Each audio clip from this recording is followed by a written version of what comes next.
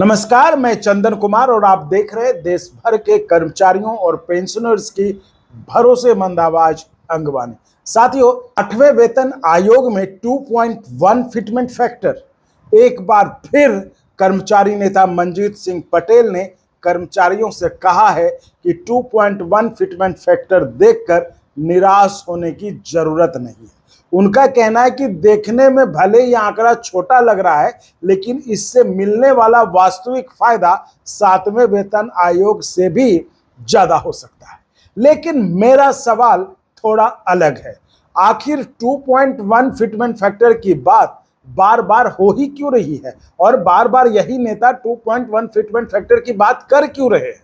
जब कर्मचारी संगठनों की तरफ से इससे कहीं ज्यादा की मांग आयोग के सामने रखी गई है, तो कर्मचारियों को अभी से यह क्यों समझाया जा रहा है या समझाने की कोशिश की जा रही है कि 2.1 पर भी बहुत अच्छा है? मतलब ये तो पहले बोलते थे बहुत अच्छा, अब तो वो उसका फायदा समझा रहे हैं और ये भी कह रहे कि ये 7वें वेतन आयोग से भी बेहतर हो सकता है। सबसे पहले मंजीत पटेल की कैलकुलेशन को समझ लेते हैं। उनका तर्क है कि 7वें वेतन आयोग में फिटमेंट फैक्टर 2.57 था। 7,000 का न्यूनतम बेसिक बढ़कर 18,000 हुआ, लेकिन उस समय कर्मचारी 7,000 बेसिक पर डीए भी ले रहा था।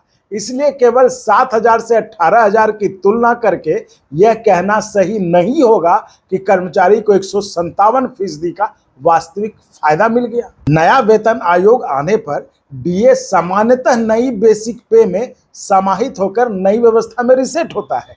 इसलिए वास्तविक फायदा निकालते समय पुराने बेसिक के साथ उस समय मिलने वाले डीए को भी देखना पड़ेगा। और पटेल इसी आधार पर समझा रहे हैं कि 8वें वेतन आयोग में अगर फिटमेंट फैक्टर 2.1 भी हुआ तो 18,000 की बेसिक सीधे 37,800 हो जाएगी। और इसलिए उनका कहना है कि 2.1 फिटमेंट फैक्टर देखकर कर्मचारियों को निराश नहीं होना चाहिए।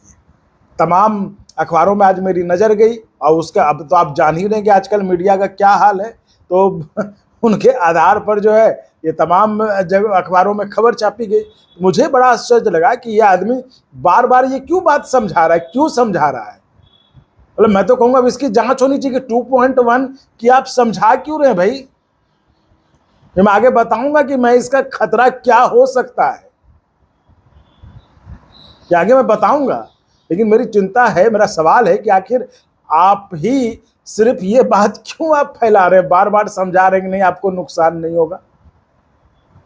तो जेसीएम, एनसीजेसीएम या और जो कर्मचारी नेता जिन्होंने मांगा है वेतन आयोग सब बेवकूफ हैं।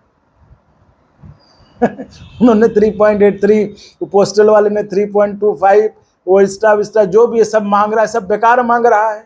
कि मेरा कहना साफ है, 2.1 फिटमेंट फैक्टर अच्छा या खराब इसका फैसला सिर्फ यह देखकर कैसे हो सकता कि पिछली बार 2.57 था।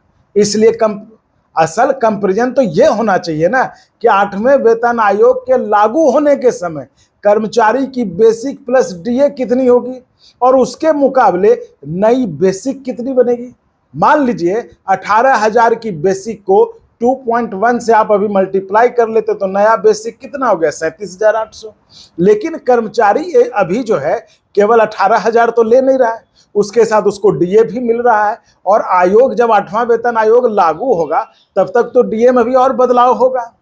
तो इसलिए 2.1 से बनने वाले 37,800 को आप सीधे 18,000 से कंपेयर करके जो है करके आप कहें कि ये बहुत बड़ी सैलरी हाइक होगी, ये तो मतलब आप अधूरी तस्वीर बता रहे हैं ना है? और यही वजह है कि जहां पर कर्मचारियों को बहुत सावधान रहने की जरूरत है। और दूसरा उससे सबसे बड़ा सवाल कि जब कर्मचारी पक्ष की तरफ से आयोग के सामने minimum wage, family units, consumption pattern और अलग अलग फार्मूले के आधार पर जाता वेतन की मांग रखी जा रही है, तब कर्मचारी नेतृत्व की भूमिका क्या होनी चाहिए, कर्मचारी नेता की भूमिका क्या होनी चाहिए बताइए।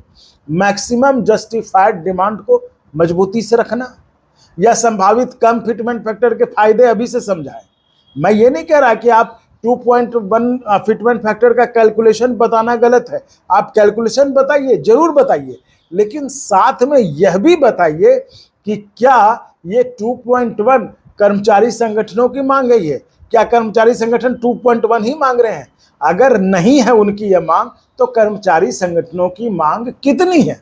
और उस मांग के मुकाबले 2.1 आने पर कर्मचारी को कितना नुकसान या कम लाभ होगा? क्योंकि निगोशिएशन का एक समान सिद्धांत है।